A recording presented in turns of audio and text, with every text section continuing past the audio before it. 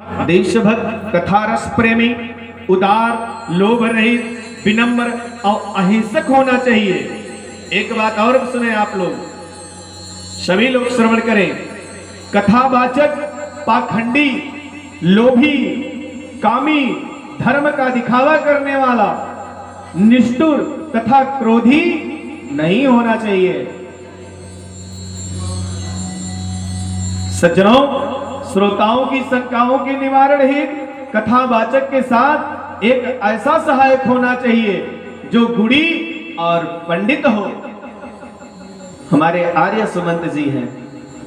हाँ सज्जनों, अर्थात सर्दी, गर्मी, भय, अनुराग, समृद्धि, दरिद्रता जिसे विचलित नहीं करते वही पंडित कहा जा सकता है। सज्जनों, कथावाचक का सहायक शांत स्वभाव और वाद विवाद में अद्वितीय होना चाहिए, जो श्रोताओं की शंकाओं का उचित समाधान कर सके। सज्जनों, कथा प्रारंभ के दिन पूर्व ही श्रोता, आप ध्यान से सुनिए, आप सभी लोग, कथा प्रारंभ के एक दिन पूर्व ही श्रोता और वक्ता को अपना क्षौर कर्म करवा लेना चाहिए।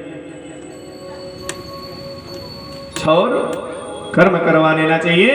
कथा प्रारंभ वाले दिन स्नान आदि नित्य कर्मों से निवृत्त होकर गणेश पूजन कर गौदान करना चाहिए। देवी भागवत की महिमा आप बताते हैं आपको क्या क्या है। फिर कलश स्थापन होना चाहिए। 10 दिक्पाल, ध्यान दीजिए, बटुक, क्षेत्रपाल, योगिनी और मातृकाओं का नवग्रह, विष्णु तथा शंकर जी का पूजन मेरे प्यारे करना चाहिए। तत्पश्चात श्रीमद् देवी भागवत ग्रंथ का भी पूजन होना चाहिए। सज्जनों, कथा की निर्विघ्नता के हितार्थ 5 ब्राह्मणों का वरण करना चाहिए कैसे बैठी हो और उनसे नित्य प्रति नवारणक मंत्र का जाप एवं दुर्गा सप्तशती का पाठ कराना चाहिए। सज्जनों, अंत में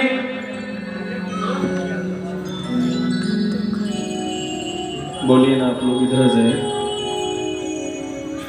अंत में प्रदक्षिणा करके नमस्कार के पश्चात देवी की स्तुति करें। हे कात्यायनी, हे महामाये, हे भुवनेश्वरी, हे भवानी, हे ब्रह्मा विष्णु महेश से पूजित माता जगदम्बे, आप मेरे ऊपर प्रसन्न हो जाइए तथा मुझे मनवांछित वर प्रदान कीजिए। आपको हम बार बार प्रणाम करते हैं। फिर शांत चित्त होकर मेरे प्यारे कथा श्रवण करें। उस समय वक्ता को शुद्ध मन से साक्षात व्यास जानकर विधिवत पूजन करें।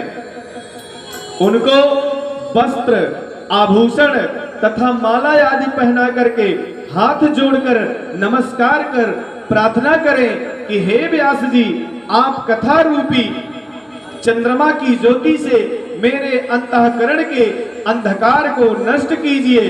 फिर श्रद्धा से ब्राह्मणों का पूजन करके निश्चित मन से अपने आसन पर बैठकर मेरे प्यारे कथा को श्रवण करें। कथा के दिनों में एक बार ही हविष्यान्न का भोजन करें। दूध फलाहार इतनी मात्रा में लें जिससे कथा श्रवण में विघ्न ना हो।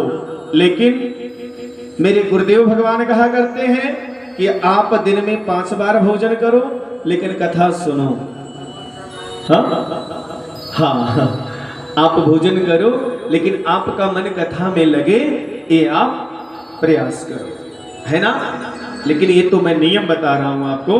देखिए, ब्रह्मा विष्णु महेश में भेद दृष्टि रखने वाले पाखंडी, ध्यान दीजिएगा बातों को आर्या सुमंत जी, पाखंडी, हिंसक, नास्तिक, विप्रद्वेषी, पराई स्त्री को, पराया धन को, ब्राह्मण का धन तथा देवताओं की संपत्ति को हड़पने वाले को कथा श्रवण का अधिकार नहीं है मेरे प्यारे।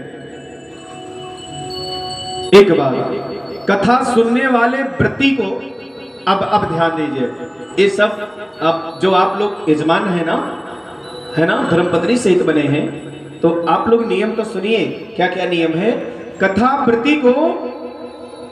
कथा सुनने वाले व्रती को मांस, मसूर, लहसुन, मूली, हींग, प्याज, गाजर, बैगन, बासी भोजन, तिल, दाल और मधु का सेवन नहीं करना चाहिए।